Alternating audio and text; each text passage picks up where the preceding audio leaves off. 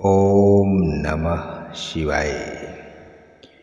हिंदू धर्म के 16 संस्कारों में से एक उपनयन संस्कार के अंतर्गत ही जनेऊ पहनी जाती है, जिसे यज्ञोपवीत संस्कार भी कहा जाता है। उपनयन का अर्थ है पास या सन्निकट ले जाना। तो किसके पास? ब्रह्म यानी ईश्वर और ज्ञान के पास ले जाना।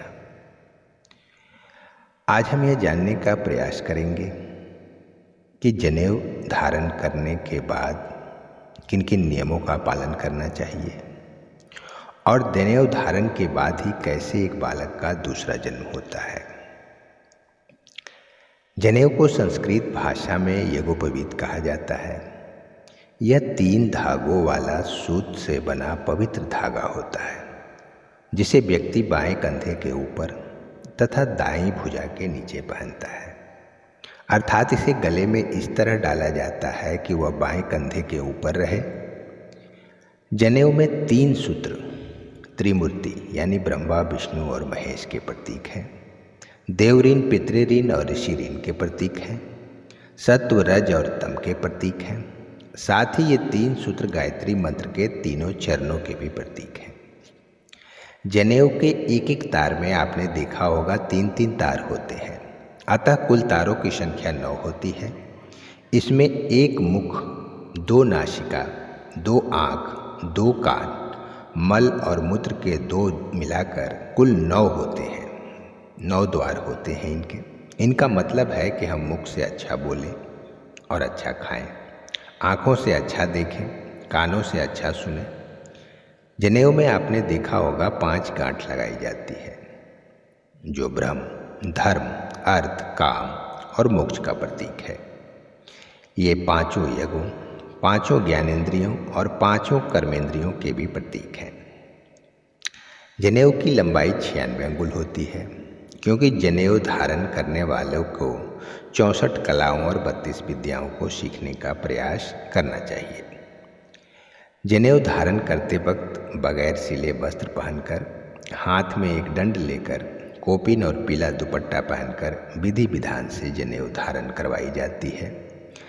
जनेऊ धारण करने के लिए एक यज्ञ होता है, जिसमें जनेऊ धारक के अपने संपूर्ण परिवार के साथ भाग लेता है।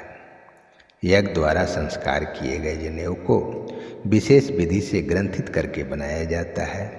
इसे गुरु दीक्षा के बाद ही धारण किया जाता है। गायत्री मंत्र से शुरू होता है ये संस्कार। गायत्री में 3 चरण हैं। तत् तत्सवितुर्वरेण्यम प्रथम चरण, भर्गो देवस्य धीमहि द्वितीय चरण, धियो यो न प्रचोदयात् ये तृतीय चरण है। तो उपनयन संस्कार प्रारंभ करने के पूर्व यज्ञोपवीत का मुंडन करवाया जाता है। संस्कार के मुहूर्त के दिन लड़के को स्नान करवाकर उसके सिर और शरीर पर चंदन का और केसर का लेप लगाते हैं और उसे जनेऊ पहनाकर ब्रह्मचारी बनाते हैं। फिर हवन करते हैं। विधि पूर्वक देवताओं का पूजन किया जाता है और इसके बाद 10 बार गायत्री मंत्र से अभिमंत्रित करके देवताओं के आह्वान के साथ उसे शास्त्र, शिक्षा और व्रतों के पालन का वचन लिया जाता है। गुरु मंत्र सुनाकर कहा जाता है कि आज से तू ब्राह्मण हुआ, अर्थात ब्रह्म यानी कि सिर्फ ईश्वर को मानने वाला हुआ। आगे यह हम जानने का प्रयास करेंगे कि जनेऊ धारण करने की उम्र क्या होती है। तो जिस दिन गर्भ धारण किया हो उसके 8वें वर्ष में बालक का उपनयन संस्कार किया जाना चाहिए। जनेऊ पहनने के बाद ही विद्या आरंभ होनी चाहिए, लेकिन आजकल गुरु परंपरा के समाप्त होने के बाद ही अधिकतर लोग जनेऊ धारण करते हैं और उनको विवाह के पूर्व ही जनेऊ पहनाई जाती है, लेकिन वह सिर्फ रस्म अदायगी से और ज़्यादा कुछ नहीं है, क्योंकि वे जनेऊ का महत्व नहीं समझते हैं। किसी भी धार्मिक कार्य, पूजा पाठ, यज्ञ आदि करने के पूर्व जनेऊ धारण करना जरूरी है और विवाह से पूर्व इसे धारण करना अत्यंत ही जरूरी है। अब है कि जनेऊ धारण करने के बाद हमें किन किन नियमों का पालन करना चाहिए।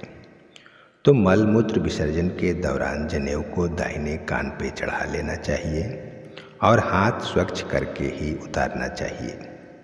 इसका मूल भाव यह है कि जनेऊ कमर से ऊंचा हो जाए और अपवित्र न हो, यह बेहद जरूरी होता है।